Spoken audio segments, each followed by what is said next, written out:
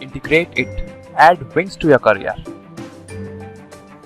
Hello everyone and welcome back to our channel integrated. तो last class में मैंने आप लोगों को बता दिया था कि कुछ इंपॉर्टेंट डेफिनेशंस बताई थी। आज हम लोग आगे बढ़ते हैं एस्टिमेशन। मैंने उस टाइम बताया था कि हम कुछ लमसम आइटम्स करेंगे। लमसम आइटम्स का क्या मतलब होता है? वो चीजें जो हम लोग छोटी छोटी मेजर नहीं कर पाते, जैसे कि कभी मान लो एक्सकेवेशन कराना है या फॉरेस्ट क्लीन कराना है। जैसे मान लो कोई खेत है तो खेत में झाड़ियां हैं, छोटी मोटी घास फूस है, तो अब एक एक झाड़ी गिन के तो साफ करवाने से रहे। तो ऐसे टाइम में हम लोग क्या कराते हैं कि उसको एक साथ दे देते हैं कि भाई इतना पूरा एरिया तू साफ कर।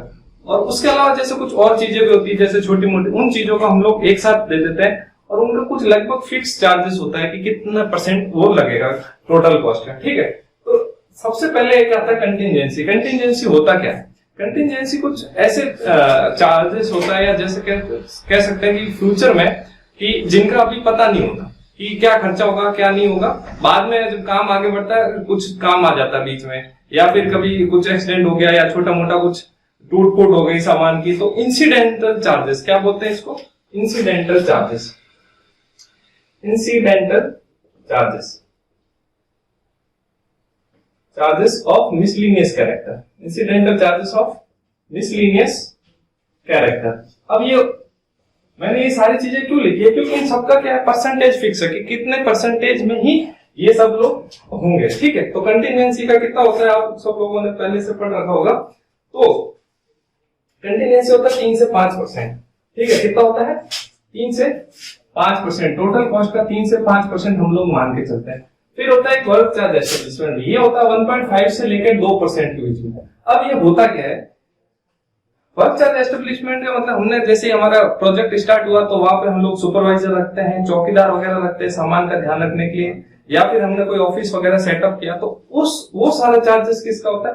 वर्क चार्ज एस्टेब्लिशमेंट के अंदर आता है। और उसका खर्चा कितना होता है? टोटल कॉस्ट का 1.5 से 2%। इसलिए लमसम आइटम है भाई। एक सुपरवाइजर रखा, एक चौकीदार रखा, उनको अलग अलग उसमें लिखे हमने, जिसको जो टेबल ऑफ फी बिल वाले अपने और या एब्स्ट्रैक्ट फॉर्म, उसमें अलग अलग लिखने के बाद हम लोग एज अ होल मान लेते हैं ये सारी चीजें।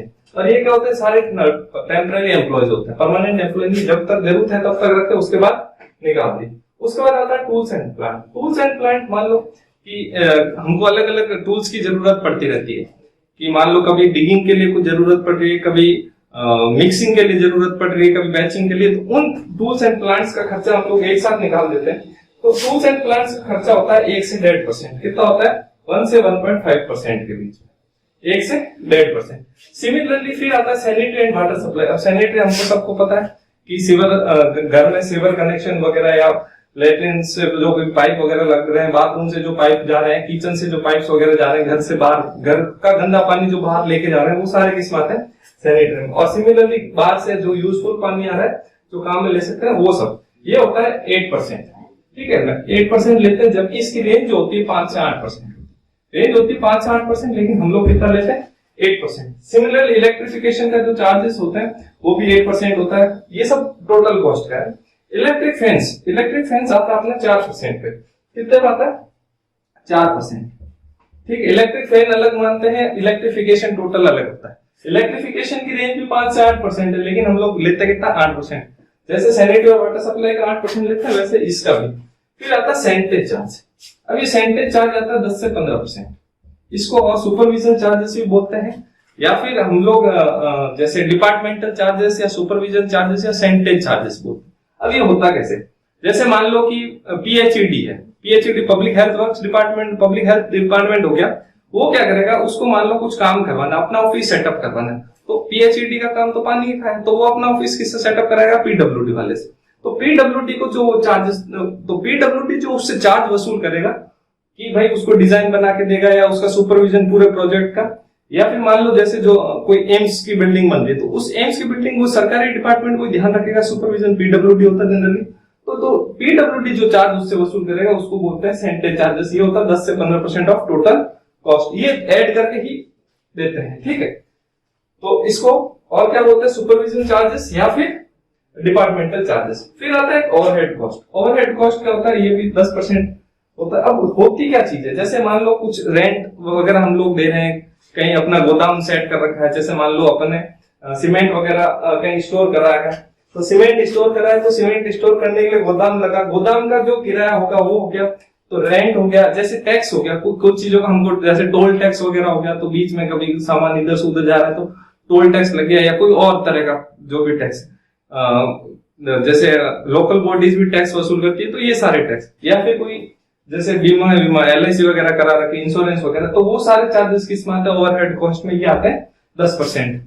इसी प्रकार जैसे कॉन्ट्रैक्टर प्रॉफिट है, कॉन्ट्रैक्टर प्रॉफिट भी होता है अपने 10%, ऑन एन एवरेज इसको 10% लेते हैं। लेकिन अगर स्मॉल, छोटा कार्य है, स्मॉल जॉब है, यानी कि प्रोजेक्ट कोई ज्यादा बड़ा नहीं है, तो जब ज्यादा बड़ा प्रोजेक्ट नहीं होगा तब हम लोग कितना लेते हैं, इस कॉन्ट्रैक्टर प्रॉफिट होता है 15%। और अगर यही कोई लार्ज प्रोजेक्ट है, बहुत ज्यादा बड़ा प्रोजेक्ट है, तो ये लोग ये लेते हैं 8%, जबकि ऑन एन एवरेज कितना लेते हैं 10%। ये सारे क्वेश्चंस डायरेक्ट आते हैं आपके MCQ में, पूछ लेते हैं ओवरहेड कॉस्ट कितना होता है, ये तो आपको ये सारे परसेंटेज याद रखने हैं, किसके लिए, ऑब्जेक्टिव पॉइंट ऑफ व्यू के लिए, ये सारे आपके इंपॉर्टेंट है, ठीक है। अब इसके बाद आता है टाइप ऑफ वर्क आ जाता है, कभी कभी क्या आता है, टाइप ऑफ वर्क, कि भाई कौन सा टाइप ऑफ वर्क है। इसके अलावा जो भी अभी तो यही है, जैसे जैसे आगे बढ़ते रहेंगे अगर कुछ छोटी मोटी चीज आई तो मैं आपको बताता रहूंगा, ठीक। तो टाइप ऑफ वर्क 3 तरह का काम होता है, एक होता है पैटी वर्क, एक होता है पैटी, एक होता है माइनर वर्क, और एक होता है अपना मेजर वर्क।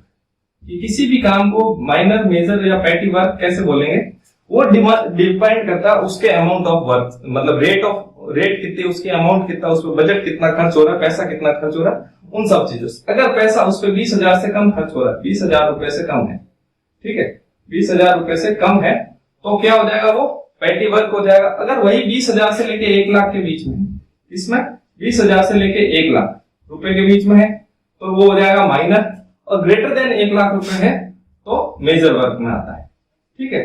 तो क्या हो गया, पैटी वर्क क्या हो गया, ये ऑब्जेक्टिव क्वेश्चन आ चुका है पहले।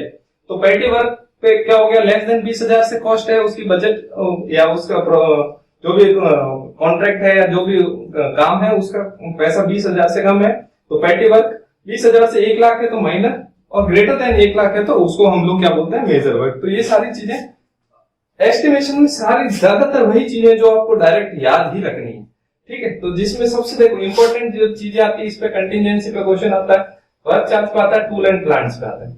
इसके बाद वैसे तो सारे इंपॉर्टेंट है, आजकल ये सेंटेज पे भी आ जाता है, ठीक है। कॉन्ट्रैक्ट प्रॉफिट है, ओवरहेड पे थोड़ा कम आता है, और इन पे भी क्वेश्चन आएगा। तो ये सारी चीजें आपके लिए इंपॉर्टेंट है, ठीक है। अब हम लोग पढ़ेंगे यूनिट्स ऑफ मेजरमेंट, ठीक है। तो मैं लिख देता हूं एक बार, ठीक है। अब हम लोग बात करते हैं units of measurement. Units of measurement किस लिए करते हैं, ताकि हम लोग पेमेंट कर सके। जैसे कि हमने किसी से काम करवाया तो काम का पेमेंट किस वजह से, किस फॉर्म में करेंगे, वो यूनिट्स ऑफ मेजरमेंट के हिसाब से। जैसे हमको 1 ट्रक मिट्टी चाहिए, तो 1 ट्रक मिट्टी चाहिए फिलिंग के लिए, तो 1 ट्रक मिट्टी क्या है, उसका मेजरमेंट कैसे करेंगे, ऐसे थोड़ी कि 1 ट्रक मिट्टी, तो उसको हम लोग मीटर क्यूब में करते हैं। और जैसे मान लो कि हम लोग आटा लेके आए मार्केट से, 2 किलो आटा लेके आए, अब 2 किलो आटा का हम अगर मान लो उससे भाव पूछे तो वो बोलेगा नहीं 20 रुपए लीटर है, तो वो थोड़ी बैठेगा। तो जो पेमेंट होगा वो यूनिट्स ऑफ मेजरमेंट के हिसाब, जो जिसमें मेजर होगा, आटा किलो में मेजर होता है तो उसका पेमेंट भी किलो के हिसाब से होगा। तो यही जो चीजें जिसमें मेजर होती है वो उसी में पेमेंट होगा। और इनके साथ के डायरेक्ट क्वेश्चंस भी आते हैं कि भाई पूछ लेता है एग्जाम में कि ब्रिक वर्क इन फाउंडेशन किस में मेजर करता है, मीटर क्यूब में। तो ये फिक्स चीजें, तो ये हमको याद रखनी है। और जो चीजें बीच में इंपॉर्टेंट आती जाएंगी मैं बता देता हूँ। तो सबसे पहले अर्थवर्क। अर्थवर्क का मतलब क्या, मिट्टी का काम, चाहे हम लोग एक्सकेवेट करें चाहे फिल करें, दोनों ही मीटर क्यूब में मेजर करेंगे।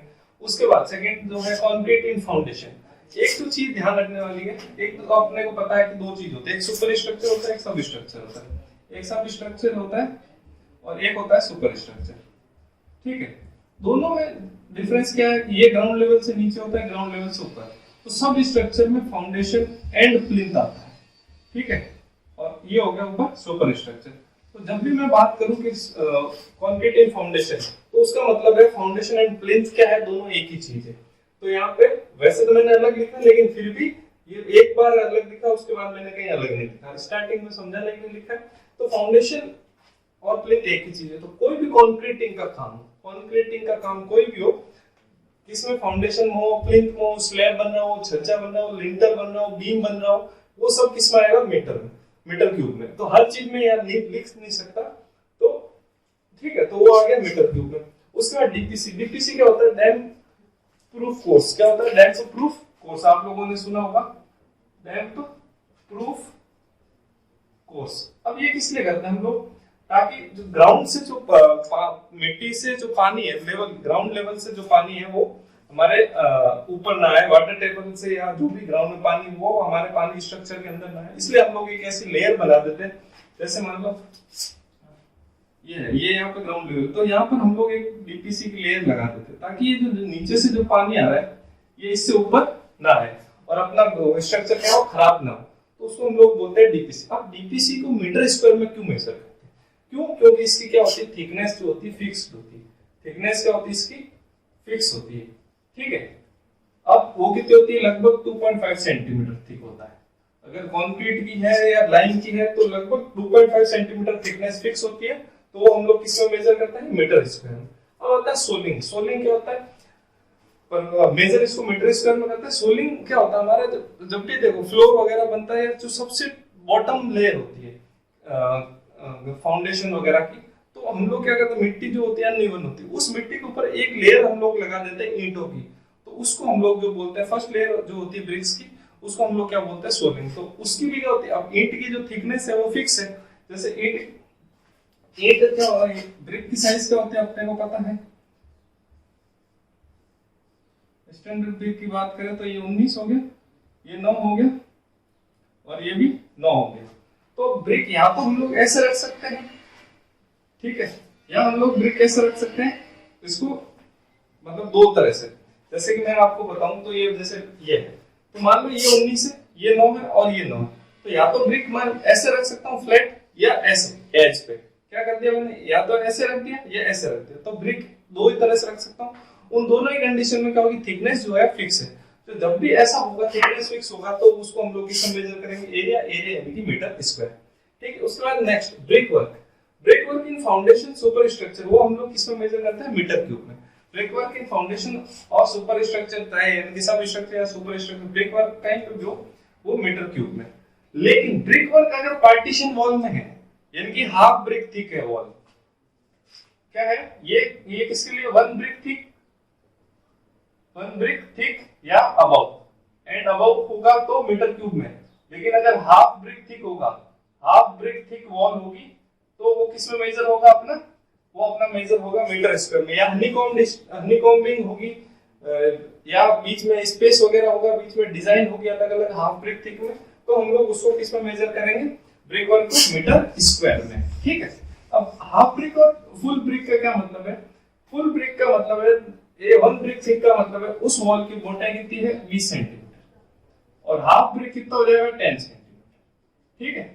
तो उसको हम लोग क्या बोलेंगे, one half brick thick 10 centimetre और फुल ब्रिक थिक 20 सेंटीमीटर, ठीक है। अब एक चीज मैं आपको बताना भूल गया, डीपीसी में, डीपीसी जैसे डीपीसी काम मेजर नहीं करते, डीपीसी जनरली क्या होता है कि हम लोग पूरे प्लिंथ लेवल पे लगाते हैं, लेकिन जहां पर ओपनिंग आ जाती है, जैसे डोर आ गया, तो वहां पे हम लोग नहीं लगाते। जैसे मान लो ये कोई स्ट्रक्चर है ऐसा, ये कोई आपका रूम है, ठीक है, इस रूम में यहाँ पर आपकी ओपनिंग है, ये गेट है, तो इस गेट में यहाँ आप लोग डीपीसी नहीं लगाओगे, तो जब डीपीसी का एरिया कैलकुलेट करेंगे तो इन चीजों को रिमूव करना पड़ेगा, डिडक्ट करना पड़ेगा, तो ध्यान रखना है बाद में। इसको नोट डाल के, आप चाहे नोट डाल के लिख लो, या आपको नोट्स में, जब आपको नोट्स में मिल जाएगा कि ये सब पॉइंट्स लिखे हुए, जो भी मैं आपको बोर्ड पे लिख रहा हूँ या जो भी मैं बता रहा हूँ सारे पॉइंट्स लिखे हुए, फिर भी आप नोट्स बनाते हैं, अच्छा खुद की तरफ से नोट्स बनाए। तो डीपीसी कहाँ पर मेजर नहीं करते, जहां पर ओपनिंग आ जाएगी वहां पर हम लोग डीपीसी को कंसीडर नहीं करते हैं, वहां पर हम लोग डीपीसी को मेजर नहीं करते, या ये कह सकते हैं नॉट प्रोवाइडेड। कहां पर, सील्स ऑफ डोर्स और opening, seals of doors and opening में हम लोग डीपीसी को प्रोवाइड नहीं कराते, ठीक है, ये ध्यान रखने वाली बात। इसका नेक्स्ट पॉइंट ये है, 5-6 हो गए थे। इसका next point, floor finish, lime concrete terracing. Floor finish एक तो होता है कि जैसे हम लोग फ्लोर के ऊपर फिनिशिंग जो करते हैं ना, एक तो नीचे ईंटें लगाई हुई होती है, उस कभी भी देखना सबसे जो जब भी फ्लोर बनता है तो सबसे नीचे हम लोग ग्रेवल वगैरह बिछाते हैं, उसके बाद सबसे नीचे ईंटें बिछाते हैं, उसके बाद उसके ऊपर ग्रेवल वगैरह बिछाते हैं, उसके बाद उस पर अच्छे से या तो हम लोग क्या करते हैं मार्बल की लेयर बिछा दी फिनिशिंग के लिए, या ग्रेनाइट की बिछा दी, या फिर कोई नॉर्मल सीमेंट कंक्रीट का भी हम लोग लेयर करते हैं। तो वो सब किस में आता है, फ्लोर फिनिशिंग, और वो किस में मेजर करते हैं, मीटर स्क्वायर में। क्यों? क्योंकि इसकी भी थिकनेस क्या होती है, थिकनेस इज फिक्स्ड। जहां पर थिकनेस फिक्स्ड आ जाएगा उस चीज को हम लोग किस में मेजर करेंगे, एरिया में। और अगर कुछ भी फिक्स नहीं है तो उसको हम लोग किस में मेजर करेंगे, वॉल्यूम। और वॉल्यूम की यूनिट होती है मीटर क्यूब, एरिया की होती है मीटर स्क्वायर। अब आ गया plastering, pointing, white washing, colour, distemper, painting works, ये सब किस में मेजर करते हैं, मीटर स्क्वायर में। क्यों? क्योंकि इन सब की भी थिकनेस क्या है, फिक्स है। कैसे? प्लास्टर जो होता है 12 mm थिक होता है। प्लास्टर जो होता है कितना होता है, 12 mm थिक होता है। ठीक है, आपको ये ध्यान रखना, प्लास्टर की थिकनेस आपको ये लिख लो, याद करनी है, एग्जाम में बहुत काम आती है। प्लास्टर की थिकनेस क्या होती है, 12 mm थिक। ठीक है, ठीक है। तो अब नेक्स्ट हम बात करते हैं 9th टॉपिक क्या है, cornice, string course, drip course, coping, corbelling, striking etcetera, metre में।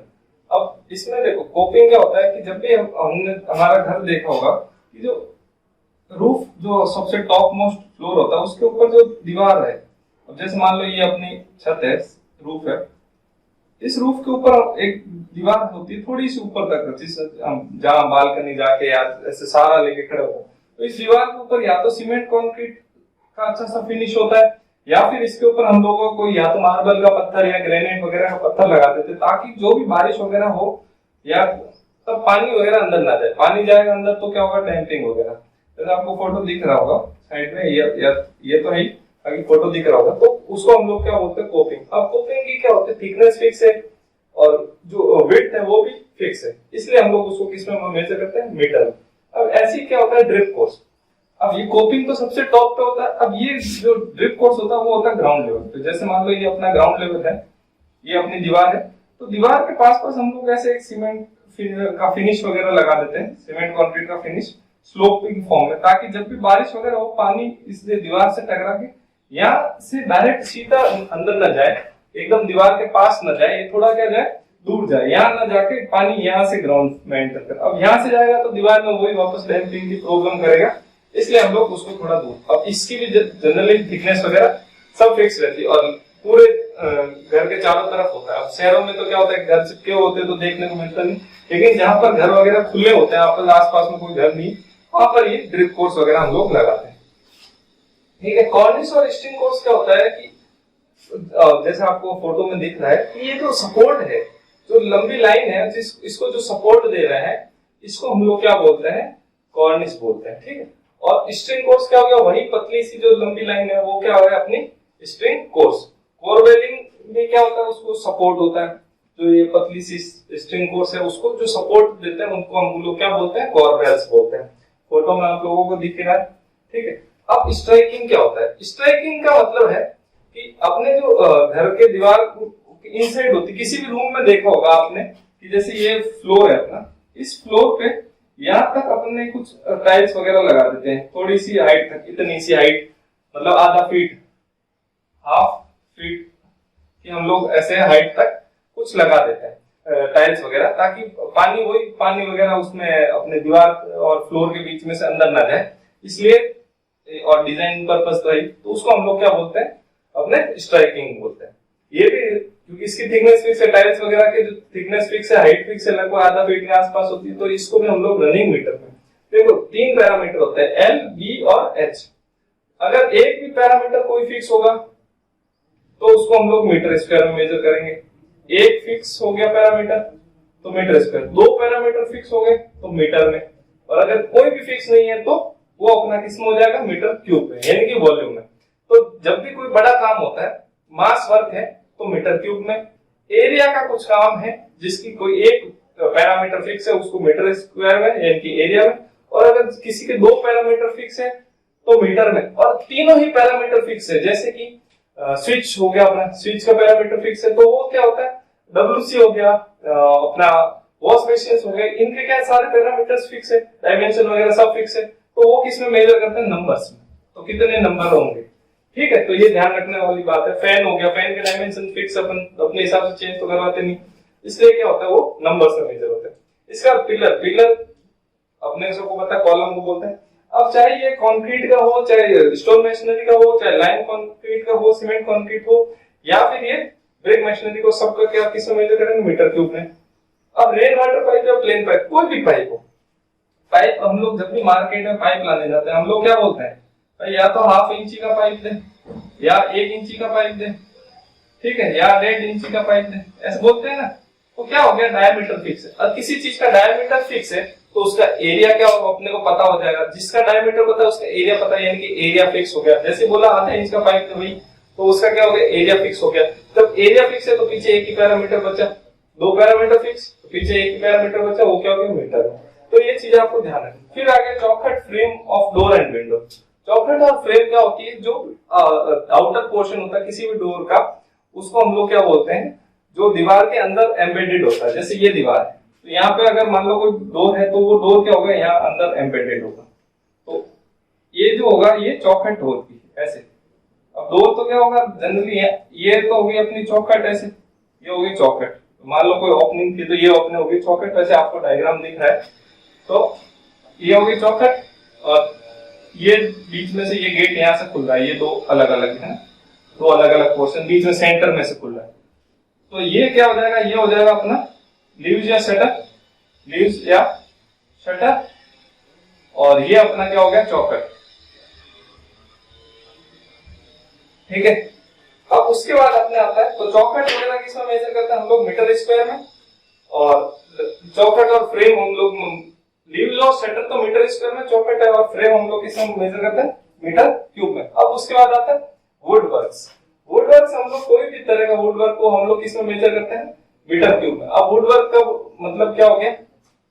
बीम हो गया, कॉलम हो गया, या कोई भी रूफ ट्रस वगैरह हो गया, कहीं पे भी हम लोग अगर लकड़ी वगैरह को काम में ले रहे हैं तो हम लोग उसको किसमें मेजर करेंगे? मीटर क्यूब में, ठीक है। पोस्ट हो गया, कोई भी है ना। अब और क्या बच गया? नेक्स्ट है अपना आयरन वर्क। नेक्स्ट क्या है अपना? Iron work. आयरन वर्क्स, अरे यार उल्टा लिख दिया ना।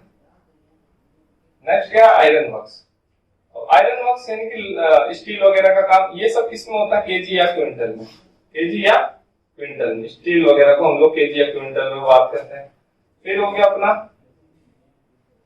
AC seat roofing.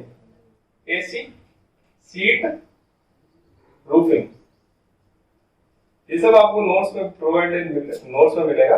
जैसे सब्जेक्ट कंप्लीट हो जाएगा उसकी कंप्लीट पीडीएफ अपलोड हो जाएगी, ठीक। एसी सीट रूफिंग, अब ये मीटर स्क्वायर में। अब क्यों मीटर स्क्वायर में? क्यों? क्योंकि इसकी थिकनेस क्या होती है? फिक्स होती है, तो इसको हम लोग मीटर स्क्वायर में मेजर करते हैं। और एक लास्ट है कंक्रीट जेफरीज या डेडो। कंक्रीट जेफरीज, जेफरीज या डेडो, ये हम लोग मेजर करते हैं मीटर स्क्वायर। अब कंक्रीट जेफरी क्या होता है? एक तो जो जाली नेट जो होता है, एक तो होता है स्टील वगैरह का नेट।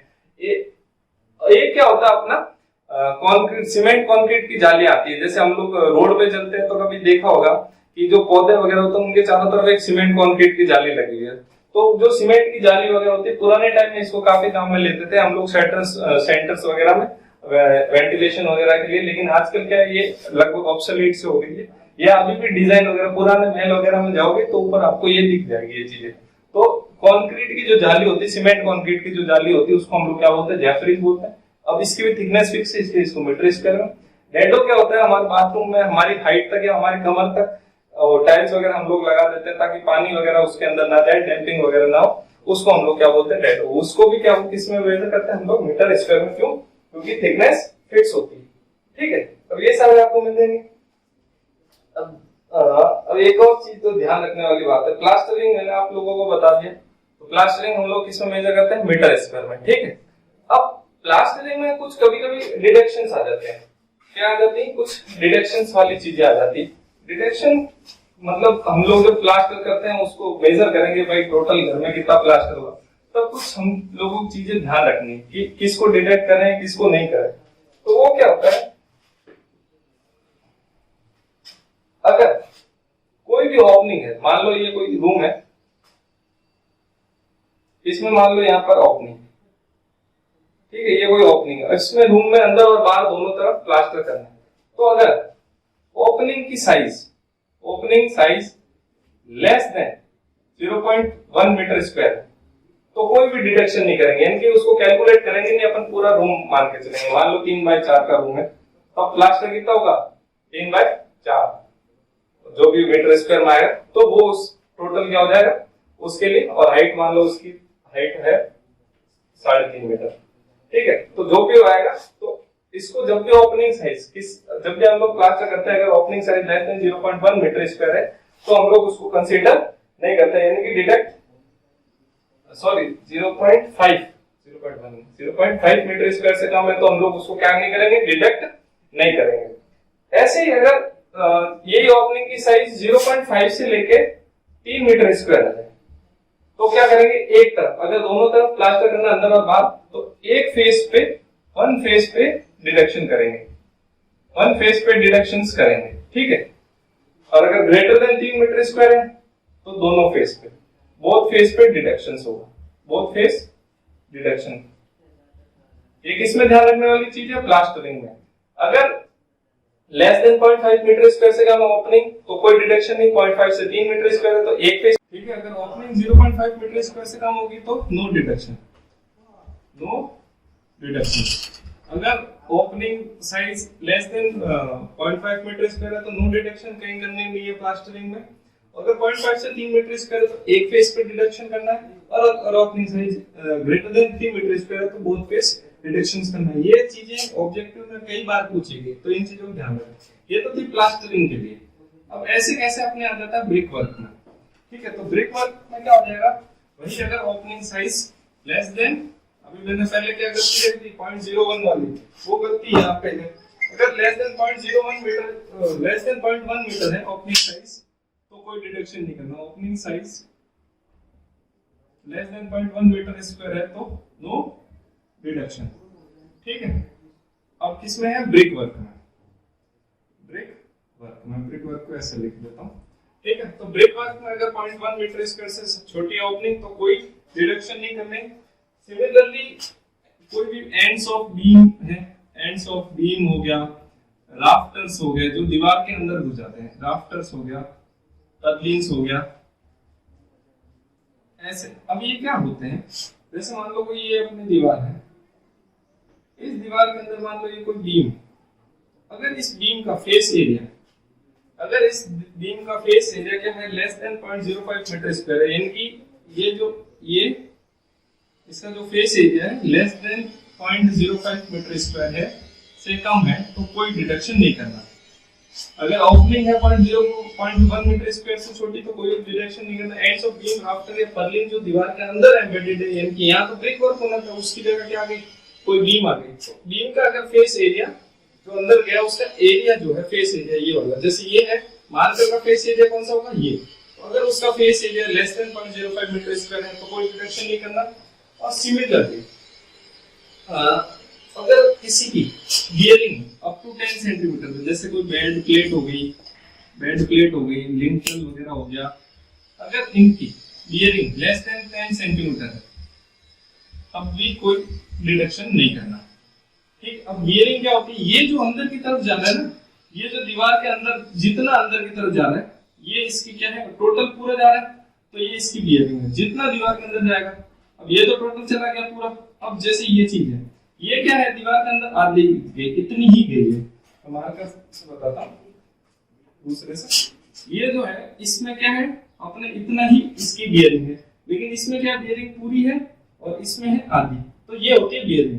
जितना दीवार के अंदर एम्बेडेड होगा वो क्या हो जाएगा, जैसे ये ओवरलैपिंग हो गया एक तरह से, ये जैसे अपने आप लोग मार्कर से दिख रहा होगा, तो ये जितना मार्कर का पोर्शन ओवरलैप है उसी को हम लोग क्या बोलते हैं, बियरिंग। अगर 10 सेंटीमीटर से कम है तो कोई नहीं करेगा पर डिडक्शन।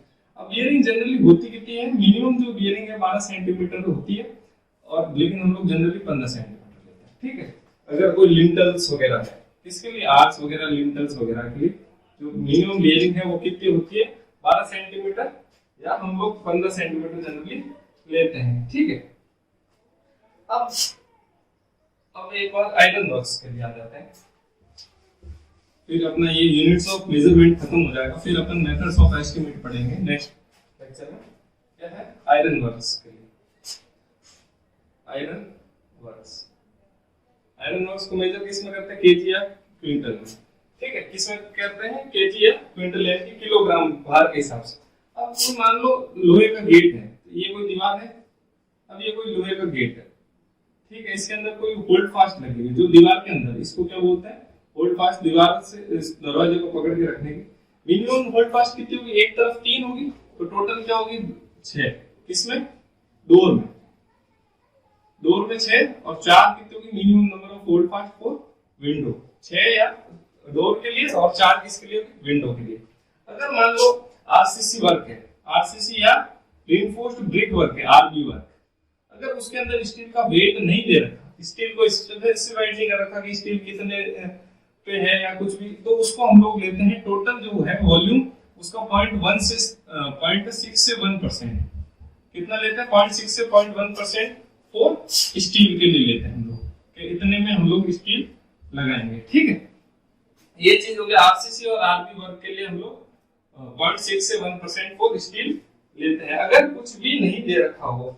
ठीक है, और अगर स्टील रूफ ट्रस, ये सारी चीजें पूछी जाती है और आपके नोट्स में भी सारी चीजें, अगर कोई स्टील रूफ ट्रस है तो उसमें क्या लगते हैं?